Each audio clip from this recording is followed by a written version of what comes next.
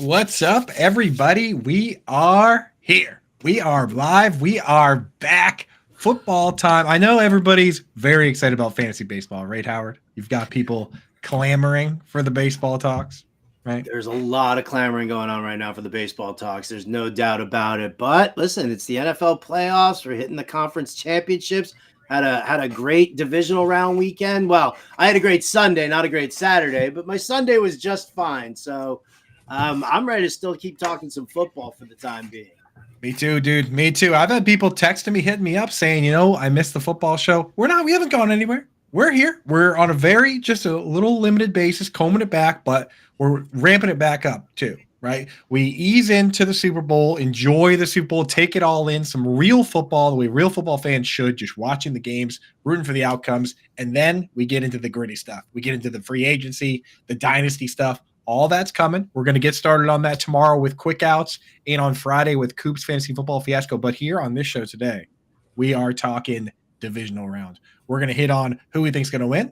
We're going to hit on some underdog picks with our buddies over there. We're going to tell you who we're using in those dicey one-and-done leagues. We're going to maybe talk about some FFPC leagues. There's still so much going on, Howard. So why don't we get into it and just, since this is the first football show of the week, talk about the games that happened this past weekend, right? Why don't we wrap it up?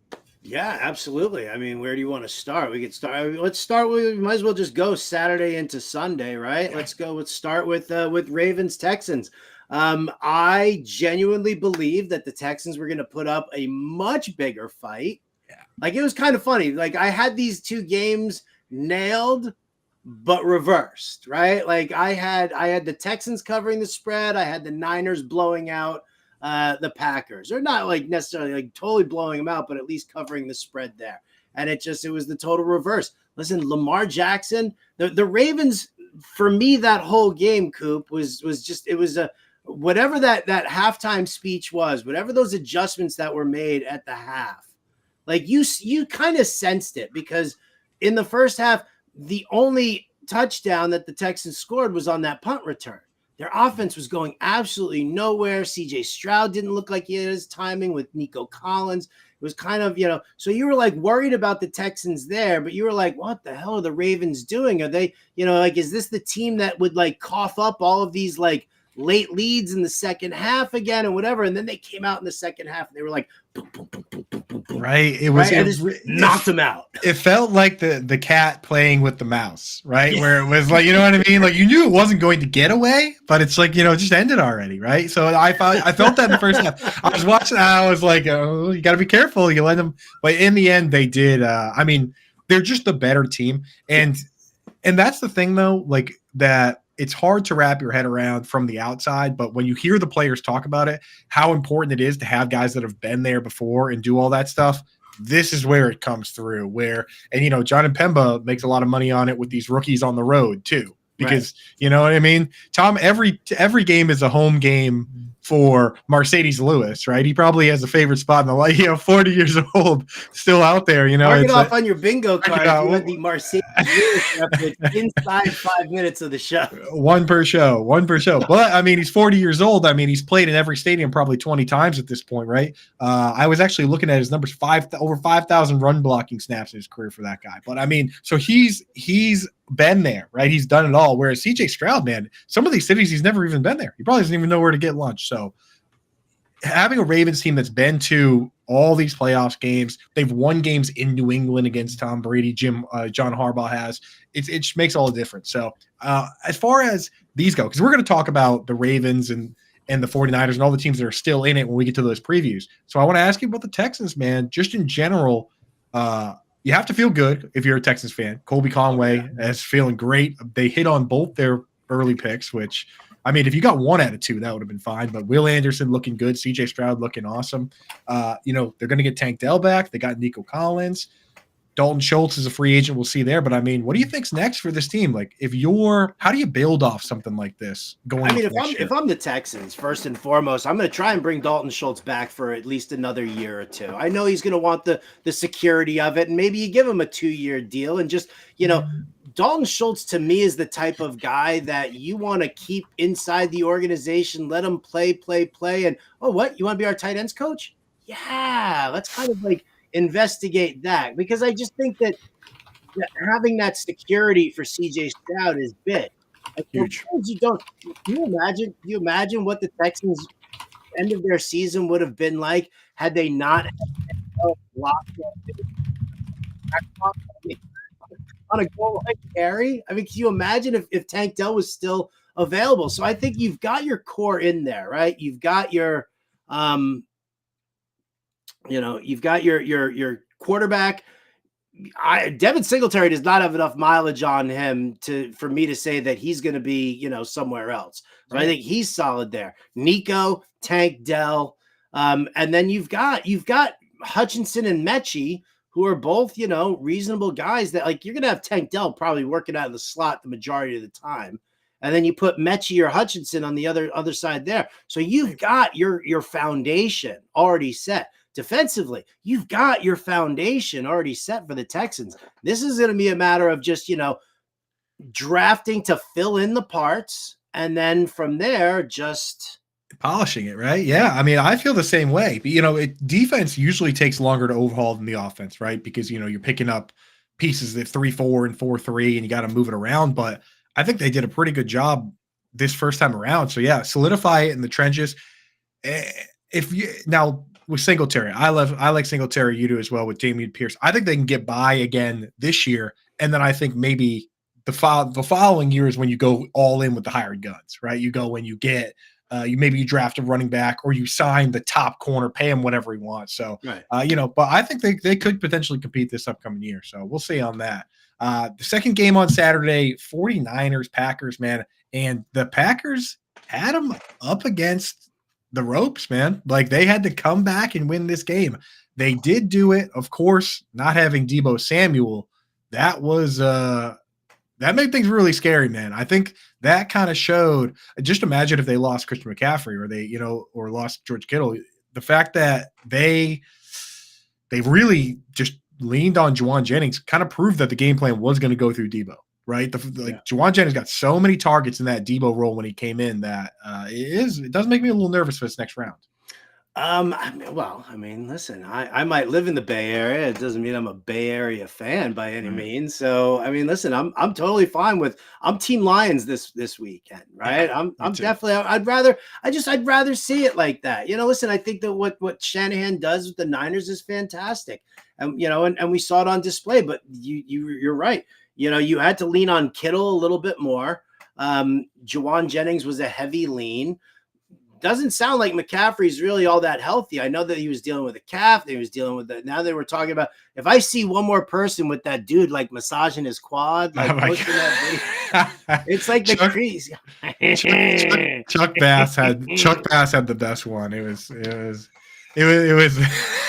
Did you see his? I was watching it in real time, and I was like, "Well, this is going to end up all over the internet." And it was either or Jason Kelce shirtless and doing that whole thing. Jason Kelce, dude, what a legend, man! I love him, dude. He's the best. But I think the big takeaway from this one here, and like you said, we're going to be talking Niners, till the cows come home this entire week. I think the biggest takeaway, and it's the same thing with the Texans, the foundation of what you've got right now in Green Bay is really something to be positive and build on, because let's face facts. Christian Watson, Romeo Doubs, Jaden Reed, and Dontavian Wicks. Like, you don't need to touch wide receiver for a little while. That's a tremendous foursome, because they're diverse.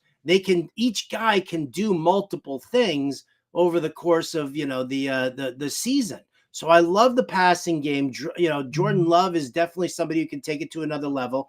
They got to make sure that if they're not going to, if Aaron Jones, I don't even know, I think Aaron Jones is a free agent at the end of this year, isn't he? I think they extended him. Did they extend him? Yeah. I think he's got one more year. They worked it out where he helped them free up space on one end to get more years in the back end. Then what you need to do is you need to have a complimentary back that you trust, that is versatile, because AJ Dillon is not versatile. And the problem is and you saw it with Green Bay. Their offense was totally different with Jones versus without. Right. Yeah. We thought he was a handcuff plus. He's more like a handcuff minus, dude. He was he was worse. He was worse without Aaron Jones there. It's crazy how that happens. The worst part about Aaron Jones's injuries was people hitting me up being like, "Should I start AJ Dillon? It's AJ Dillon season right now." Is it? It's never AJ Dillon. No, it's not, dude. It's crazy. It's all like Tony Pollard too. Almost was better with Zeke. You know, maybe there is something to this 1-2 punch business. Oh, definitely. But yeah, it is crazy. And I will say, I mean, like the Packers, man. You look at these pass catchers, right? And the oldest one on the team is that guy Samari Torrey. He's 25. All these dudes are 24 or younger. They're all signed not just through 2024, but also 2025. So you got Christian Watson, Romeo Doubs, Jaden Reed out of the slot, Dontavian Wicks ready to go at a moment's notice because he jumped in. I mean, there are people that are coming out and saying that Dontavian Wicks maybe deserves a role over either Christian Watson or Romeo Doubs, and I don't necessarily think it's crazy. I think Christian Watson still deserves, another shot. He technically led the team in target share, but I mean, it's wild. I want to ask for fantasy football purposes, just an early look, Howard. There's a lot of different ways to go about this. You could draft Love and skip the guessing game. You could pick a specific guy and say, okay, you know what? I'm going to, even if you take the first guy or second guy, this is my guy. I'm going to go with this guy. You could wait and take whoever's cheapest, or you could just fade them all entirely. I mean, your initial thought for next year, Howard? Are you talking Packers receivers? So it's like, yeah, Packers receivers. Like, your initial thought is like, do you have one guy that you love, or is it like, I'm going to take whoever's cheapest, or I'll take nobody, or maybe you'll take Jordan Love and just get exposure to the Packers that way. I mean, if you had an approach, which one? If I was looking, I would probably say that I would prefer like if I'm going to draft Jordan Love, and pair up a guy, I would say that probably Jaden Reed is probably my first target, because he plays that Deebo Samuel hybrid role, and we like that. And we've seen the lean there. I mean, chest injury notwithstanding. If it's full point PPR, I don't mind going for Romeo Doubs, because I actually think that Doubs is like, if you wanted to equate it somewhere like Pittsburgh, you had Deontay Johnson, who was getting, the targets and moving all the chains. George Pickens, the deep threat. Christian Watson, the deep threat. Romeo Doubs, the guy who was being relied on even more. But and Doubs does have some deep playability. We did see that, and he's great with yards after the catch. So I would probably rank it Jaden Reed, Romeo Doubs. Then I would probably go with Christian Watson, and then Dontavian Wicks. I love all four of them, which is why I'm so happy for the Packers. Like, it's weird. Like, I'm happy for the Texans and the Packers. They lost this time around, but these are both teams that you want to invest in heavily for dynasty formats right now. If you're doing a first-time dynasty, like, I'm diving into Stroud, Love, the receivers. Musgrave looks great. They seem to favor Musgrave, but then they were like, you know what? This Tucker Kraft kid, he ain't so bad. He can ball too. Yeah. So it's funny. I went back and I looked. I was like, what did that Steelers team look like when Antonio Brown was a rookie? Because they went to the Super Bowl and Antonio Brown hardly played, right? And I'm going through and I'm like, geez, they had Emmanuel Sanders, Mike Wallace, Hines Ward, Antoine Randall L, and Antonio Brown. So no wonder Antonio Brown didn't play much as a rookie. But the reality is you couldn't really go wrong, like you said, in Dynasty. You can like them all because they're going to keep some and some are going to go elsewhere. But Emmanuel Sanders left and he was great. Mike Wallace left and he was great when he felt like playing, right? But like these guys, and in the Super Bowl they played that year, they played the Packers, and the Packers did the same thing. Jordy Nelson was like the fourth wide receiver, but it's because they had Greg Jennings and Donald Driver and all these guys. Sometimes it doesn't mean that if you like one guy, the other guy just goes away. Like, these guys could end up on other teams, and we could see trades. You could see the Ravens, when they drafted Hayden Hurst and Mark Andrews, traded Hayden Hurst away and kept Mark Andrews. I mean, you could see that happen with Kraft and Musgrave. So for Dynasty, I love them all, but yeah, it is kind of tough for redraft, right? Trying to pick and choose. I think I'm with you on Reed though. He gets a lot of designed plays, gives him a nice floor.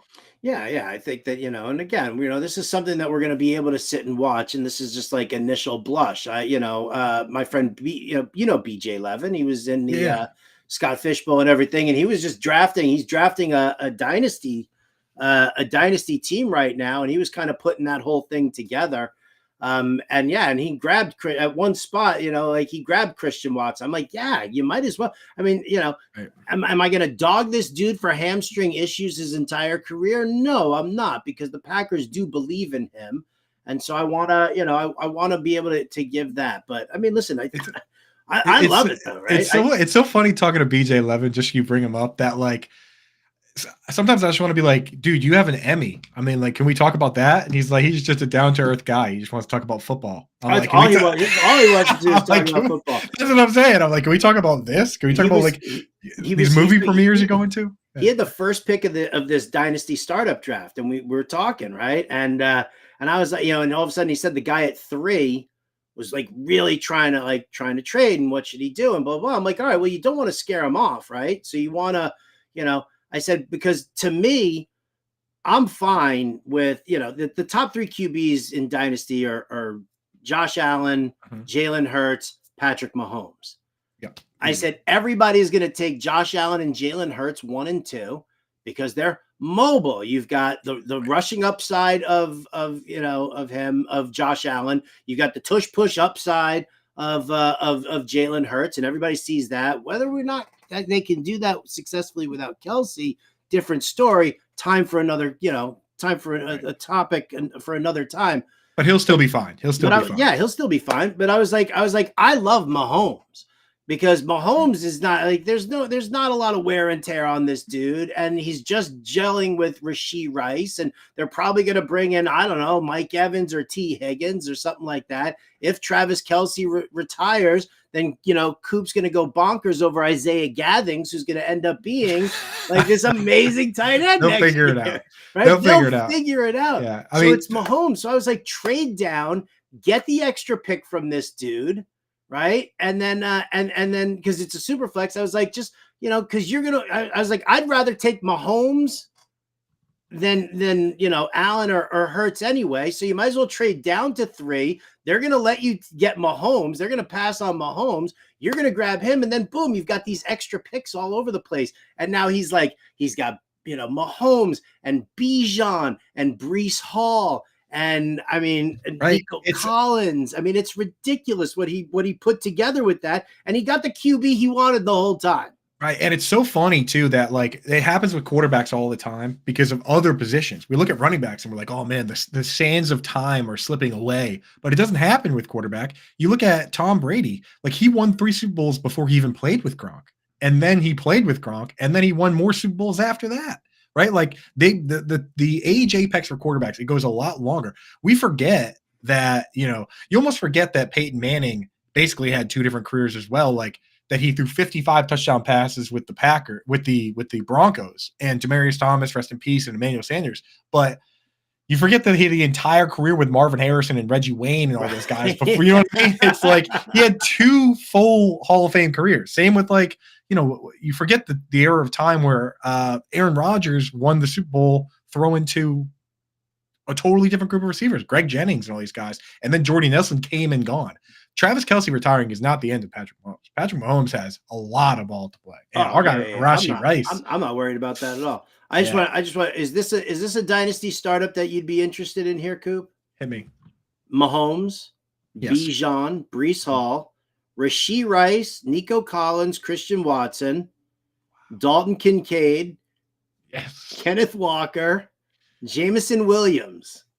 Damn. That was where his draft was at that point right there. See? Oh boy, if he wins that league, like he could win that league in 2024, and all those dudes are so young. That would be wild. That's win now with a major eye on the future. Yeah, exactly. Because again, he's almost in a position like the Packers and the Texans, where hey, if you don't win it this year, it's okay, because you know what, you got a nice young base. It's when you go all in and you lose that it hurts. But anyway, back on track. Sunday games: Lions, Bucks, 31-23. This one, you know what? The question I have on this one, and again, we're going to talk about the games this week. We'll talk about the Lions. I want to ask you about the Bucks here, man, because nobody really expected this out of the Bucks, right? To see Mike Evans have arguably his best season ever, with Baker Mayfield at a time where Mike Evans said, "Pay me or I'm going to leave." Do you think they showed enough to run it back, or at least run back some, the major pieces? Like, if you're the Bucs, are you sitting there and saying, "Hey, Mike, right, we got something here with Baker. Can you stay?" Right? I mean, what do you think? You think Mike Evans is gone, or do you think they can convince him to try it again? If I'm Mike Evans, I'm gone. Okay. I'm going to a contender. Listen, because one of the things that, and I don't know how much of it is with Dave Canales leaving or not, but Geno Smith obviously regressed from last year to this year. Played a fantastic first season with Dave Canales as his offensive coordinator, and that was or not the coordinator, but as the QB coach, right? Is that what Canales was, the QB coach for Seattle under Shane Waldron? Canales leaves, Geno regresses. Now Canales is sitting there as the OC. If I'm Tampa Bay, I obviously want to retain him as my OC and maintain that system there. Will Baker regress if Canales is still there? And is Baker a guy who you think can actually run it back? If I'm Mike Evans, I'm not doing it. And if I'm Tampa Bay, I want a QB for the future. Right. Yeah, it's just so hard. I almost feel like they ended up in purgatory. That's what happened, because they're gonna have a bad draft pick because they've made it to. What are you doing? So I mean, it's like it's almost all for naught, So it does kind of suck. So yeah, maybe this is a transition year for them, and maybe you look to trade a guy like Chris Godwin too. They've got some young pieces you hold on to, like Antoine Winfield and all these guys, but I don't know. Yeah, it's really tough when you end up in purgatory. You don't want to do that. So. Interesting. Yeah, they're just playing for the middle. They're playing for the middle right now, and that's and you're like, if Kansas City's offering you big money over there, if Buffalo's offering you big money to come there, you got to go with the team that you think also. I mean, not just the security, but has the best chance of winning and being a winning franchise. And I mean, maybe that isn't Buffalo. Maybe that's not Buffalo. I'm sorry. He's gonna get paid bank, Howard. He's gonna get so much. I'm going through and I'm starting up my free agent series. I've been going through and kind of combing it out, man. So Michael Pittman, the Colts are probably gonna pay him. He's probably the best combination of youth and ability. After that, you mentioned Mike Evans and T. Higgins. Boy, it gets ugly quick. Calvin Ridley is 29 years old. Right, he's the same. He's 1 month younger than Tyler Boyd. Like, this guy is, it's like that's a big risk. After Ridley, you've got the next best names, in my opinion. We're talking Marquise Brown, Van Jefferson, DJ Chark, Curtis Samuel. I guess like it gets real ugly. The guys at the top. If Michael Pittman wants to hit free agency, he's gonna get the bag thrown at him by somebody. Yeah.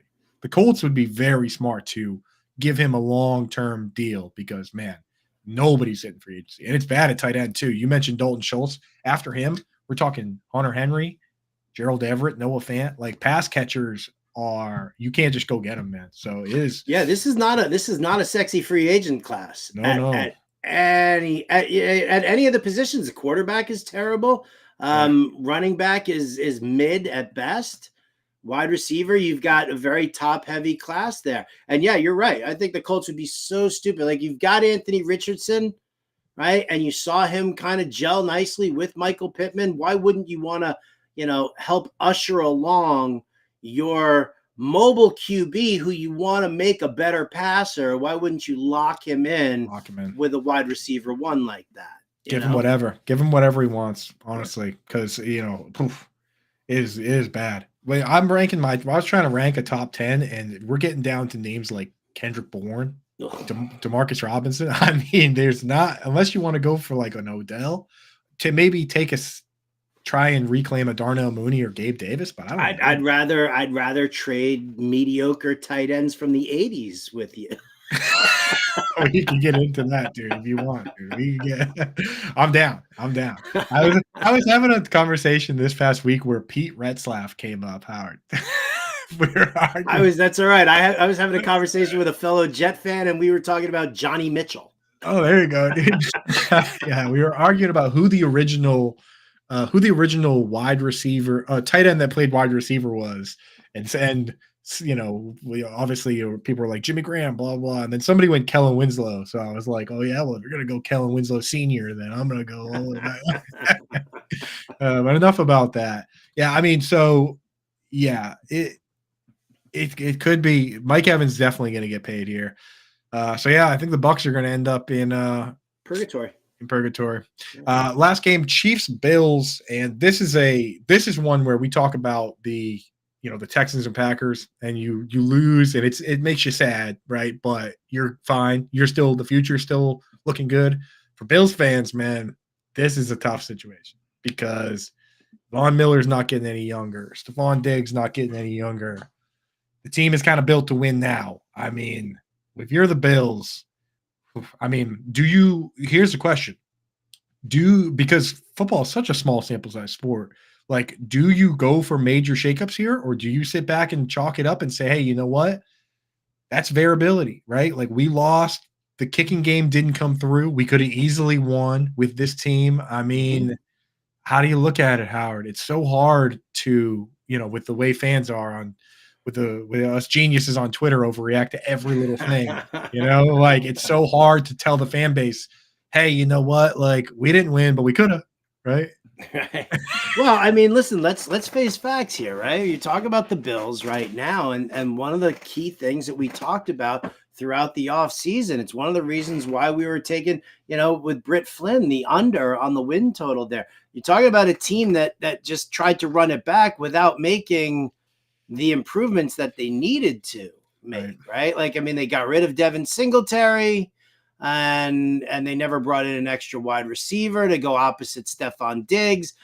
Khalil Shakir, he got some work and everything, but Gabe Davis got some early work, but then Gabe Davis showed his true colors and kind of, fell back. I look at this situation here and I'm like, if I'm Buffalo, yeah, I'm going to try and run it back here one more time. I'm not going to do like any kind of a big shakeup. I don't know. I mean, Diggs is likely gone, right? I mean, I've got, we got all these rumors that he's going to go, join his brother in Dallas, whatever. So you're going to have to deal with, multiple wide receivers. If that means that you draft a strong, because it's a very deep wide receiver class this year in the draft. In the draft, it is, yeah. So if you were to lose, let's say you were to lose Stephon Diggs, you were to bring in a guy like a Mike Evans or a T. Higgins, right? And then you still have Gabe Davis and you still have Khalil Shakir, and Dalton Kincaid is going to be a huge lean for you as well. You can draft, a high upside young wide receiver. Yeah, try and hit on a Tank Dell or Jaden Reed type. Because if you have the tight ends and you have T. Higgins, then you don't need a big guy, right? You just need somebody who can operate in space a little bit. Right. So I think that's what they're going to have to do with Buffalo. I think so. I can't ask any of them because they're all still crying. I said wide right on the radio yesterday, and it was like, oh, what? You can't say that. How dare you? How dare you? Yeah, those hurt, man. Those hurt. But it's the Chiefs, dude. What are you gonna do? And again, I just look at the teams that have made the Super Bowl, right? Obviously, the Chiefs, have Kelsey, they have Mahomes, but the Eagles, man, they went out of their way to the wide receivers didn't just show up. They had to go get AJ Brown. They picked Devonta Smith in the first round, right? Like, he was a Heisman Trophy winner, right? Like, and you look at what the year before that. I mean, the Bengals obviously have gone crazy at wide receiver. T. Higgins, Jamar Chase. They already had Tyler Boyd, and the Rams. They had Cooper Kupp and they had Robert Woods and they had these guys, and they traded for Odell Beckham Jr. the year they made the Super Bowl. Like, you have to almost overdo it. Where I think like Britt was talking about, the Chiefs didn't do enough, and I worry that I worry the Lions didn't do enough either. So we'll have to see. But why don't we take a quick jump over to talk about our sponsors, our guys over at Underdog.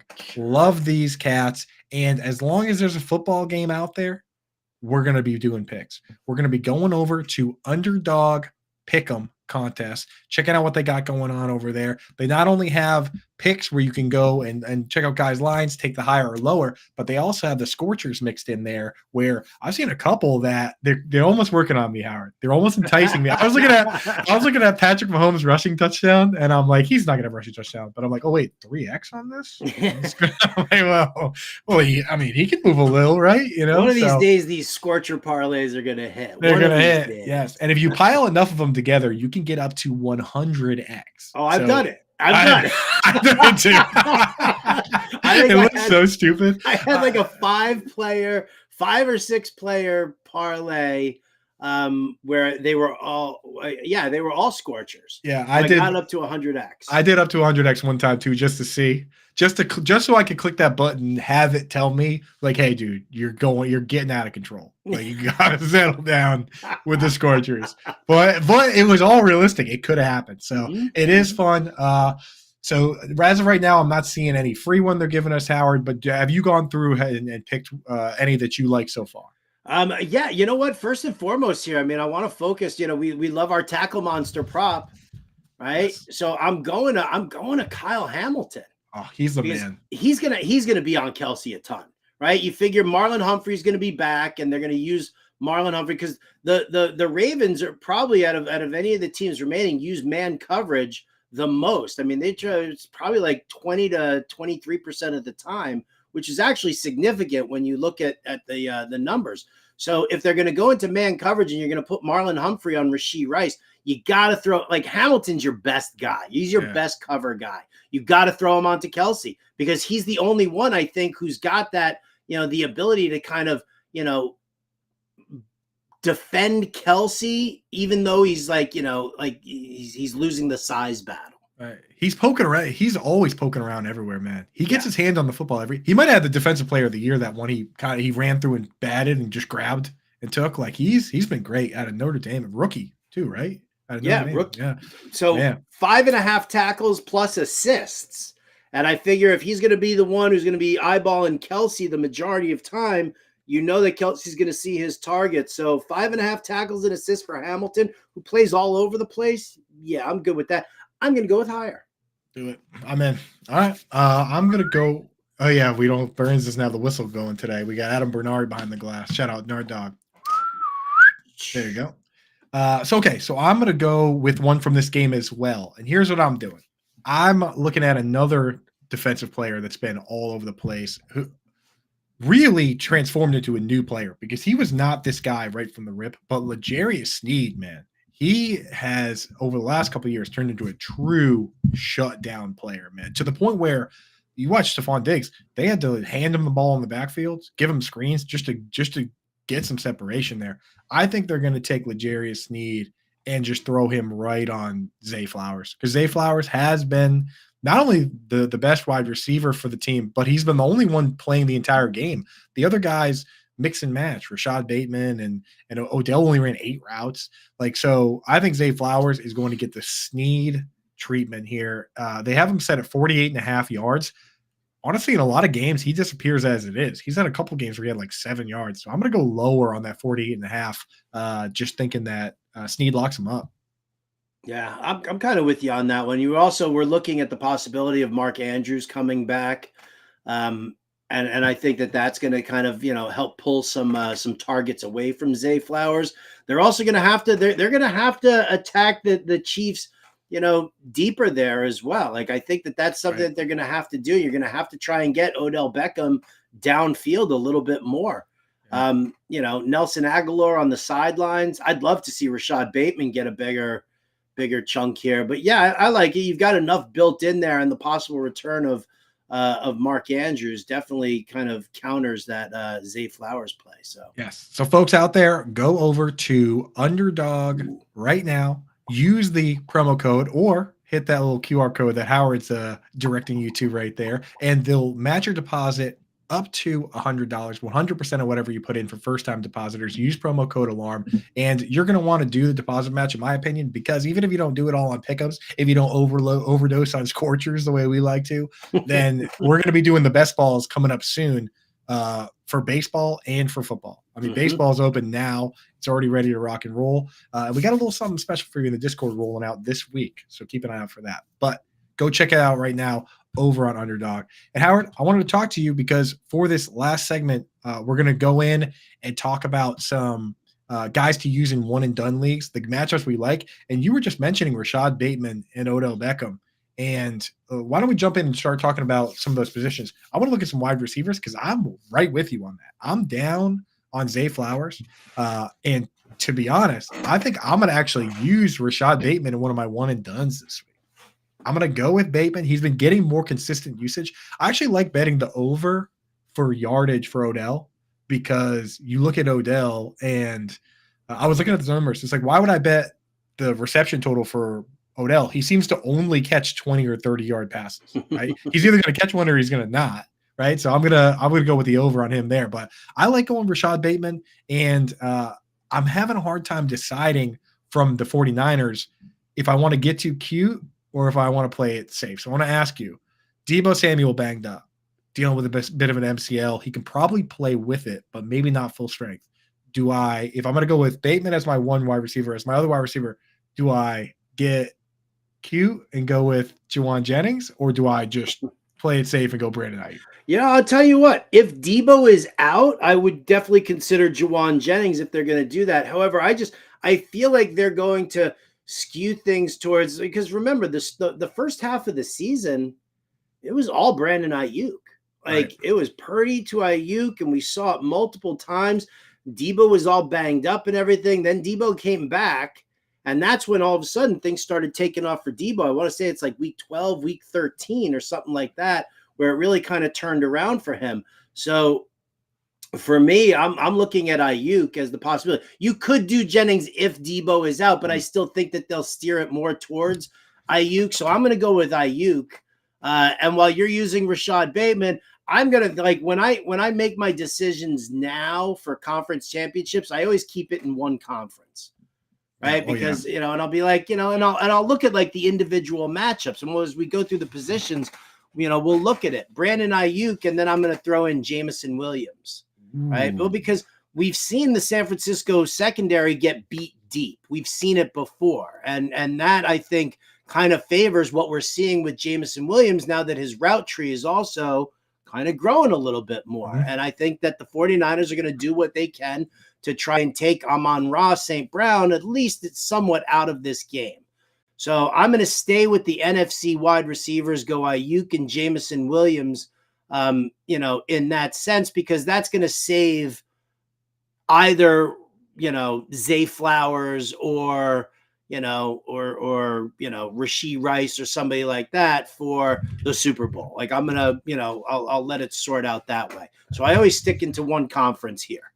Yeah, I'll tell you what on Jameson Williams, we're so reactionary and so aggressive in like dynasty and stuff like that. Jameson Williams is the guy I'm trying to get a hold of if I can. The people that drafted him are probably starting to lose a little bit. I'm telling you, go back and look up Devontae Adams, like the articles that were written about Devontae Adams in 2015. They were literally like, should we cut this guy? People on Reddit were saying, Jeff Janis is obviously better than Devontae Adams, right? Because he had two bad years to start the season. I had this offseason, I had dynasty questions, people saying, hey, here's the end of my bench. Who do I cut? And Nico Collins is right there. And, first 2 years, 400, 500 yards, didn't crack it. People were saying, hey, we're just going to throw this guy away because, I'm telling you, with some of these guys, with him having a major knee injury and then having the suspension, we haven't really even seen the guy play. So don't get too crazy making decisions on these guys after 1 or 2 years. You never quite know. Because Devontae Adams, go back and look at the numbers for him. Look at Antonio Brown. We talked about him earlier. He didn't even do anything. And then he turned into the wide receiver one for 4 straight seasons. So that's my rant on Jameson Williams and a lot of these guys. Don't give up on the Drake Londons and these guys until you've seen them at full strength. That's all. End of rant. Very, very wise words there, Andrew. Yes. Let's get back to what we're doing, though. Let's jump over. Let's do quarterback, because you were just mentioning something that I think quarterback is the position where it matters most with you kind of alluded to some game theory here, right? Mm-hmm. Where in these one and dones, you've got some kind of decisions to make. You can't just straight up say, I think this guy's going to score the most points, so I'm going to start him, because you have to consider who's available, right? And who's going to be available next round. Yeah, absolutely.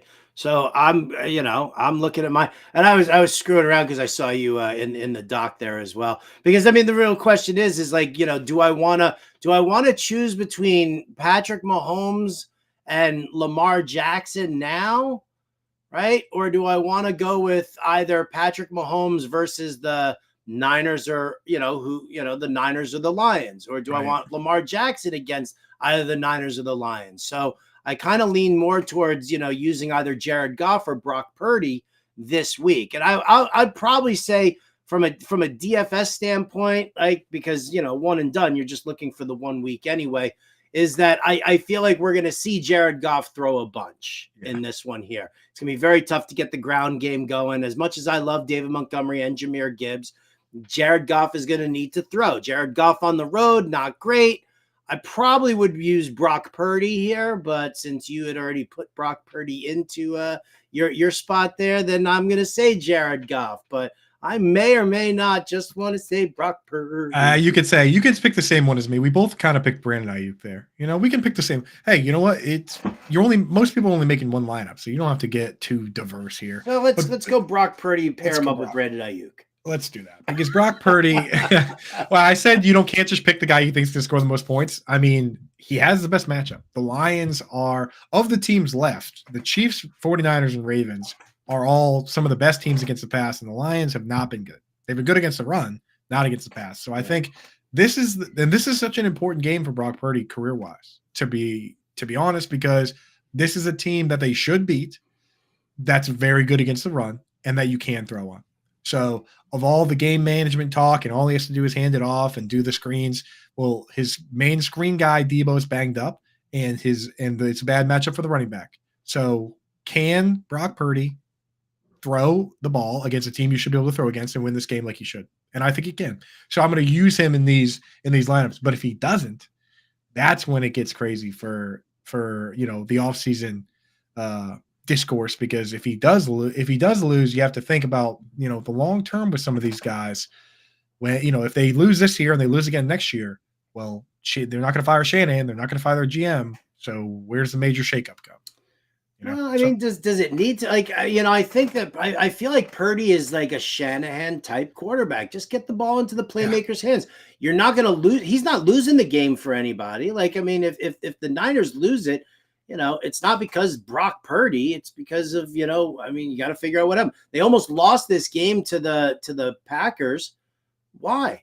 Well, your defense had some issues containing the Packers offense, and you lost Debo Samuel, and Christian McCaffrey was clearly not 100%. That's my go-to move. They better. I can't do this on radio.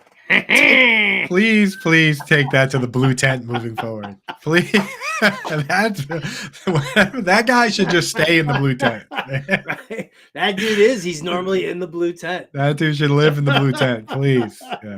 Yeah. So, all right. I feel you on that. I mean, Brock Purdy, all he has to do is do his thing. The offense it's pre-made.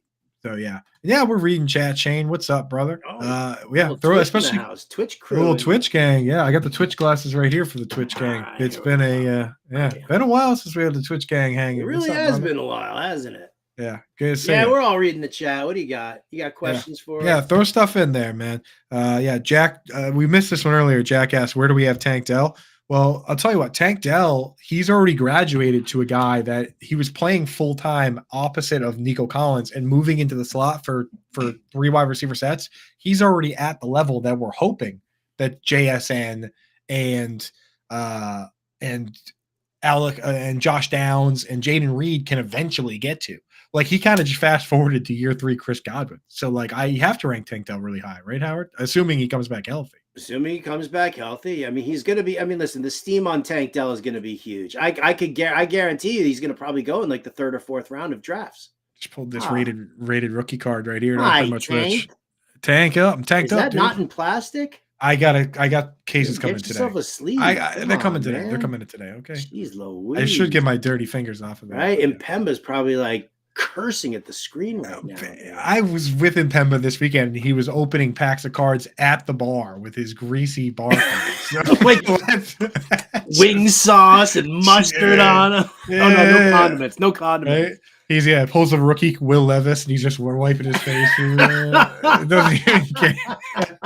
Yeah, he was very, He actually did pull a rookie Will Levis worth like $20. I was like, all right, dude, that's pretty nice. So can you say, I'm not going to read this out loud, but Luis Castle, truly atrocious. His fighting style is something beyond anything I've seen before. Yeah. Leo, let me give you one.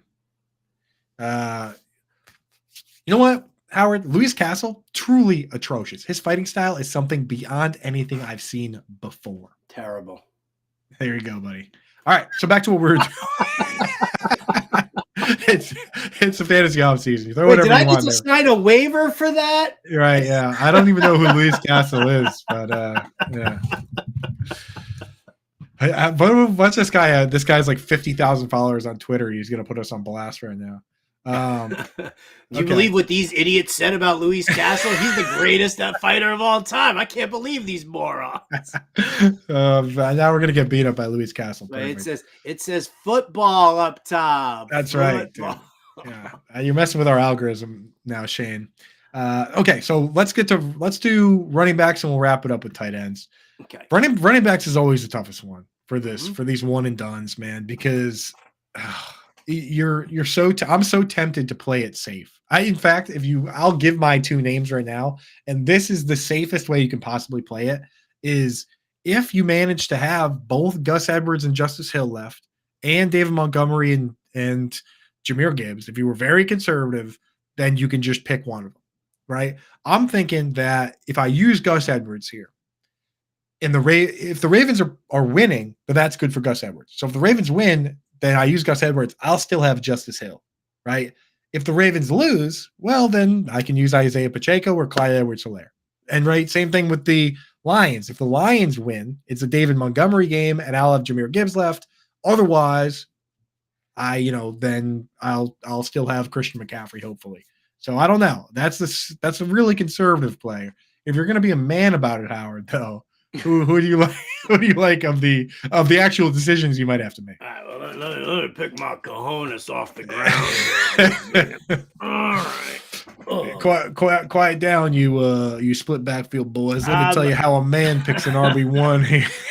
Again, it's AFC versus NFC, and what do I want for the Super Bowl? And have I saved Christian McCaffrey this entire time? Do I want to use Christian McCaffrey against the Lions when I know that is right around the corner, or do I want to, what I'm looking at here is I'm saying I'm going to use Gus Edwards, possibly Justice Hill. If you don't have Gus Edwards left, then Justice Hill is certainly usable there. And then Isaiah Pacheco. And if you don't have Pacheco available, then, then maybe you can shift over to like one of the Detroit backs, right? Maybe you could do that. Or I could even possibly say that I'm just going to use Gus Edwards and Justice Hill. But I'm going to probably stay in the AFC here. So that way for the Super Bowl, I've got my pick of either McCaffrey, Gibbs, or David Montgomery. And if I've used Gibbs, which I have in one and done, then I would just go with Montgomery, in that role there. And then possibly, if I needed a running back because I didn't have one, then, you can always throw Craig Reynolds in there because who doesn't love Craig Reynolds? Right. Yeah. You can't. Season on the line, 4th and goal. Season on the line, 4th and goal. Who do you go to, Howard? Gotta be Craig Reynolds. Dude, it was so maddening. It was so because you gave the ball to Montgomery on first down, and he gets down to the 2. Then you call 2 straight pass plays like an idiot. Even Collinsworth, who is like just one of the worst, is just like, I don't know why you don't just run the ball down here 3 times. Dude, it's just so crazy, though. Like, have you not been watching football the last couple of years? The Bengals lose the Super Bowl going to Samaje Perine. Earlier this year, the Colts lose the game going to Marlon Mack, not Jonathan Taylor, right? Or was it? No, it wasn't even Marlon Mack. It was the third guy. Dude, it was offensive coordinators lose their minds near the goal line, and they feel like they've got to like just do this like crazy whacked out stupid thing. I don't throw an offensive lineman in there and tell me that he's eligible. I don't care. Just run the freaking football. Run the ball, dude. Right? I mean, this goes back to not using Marshawn Lynch at the 1 in the Super Bowl. Crazy, dude. The conspiracy theories on that about, they wanted Russ to be MVP or whatever. I don't know, but whatever it was the wrong call. I thought it was great. I thought it was yes, of course you did. That's it, I thought the call makes a lot of sense when you boil it down.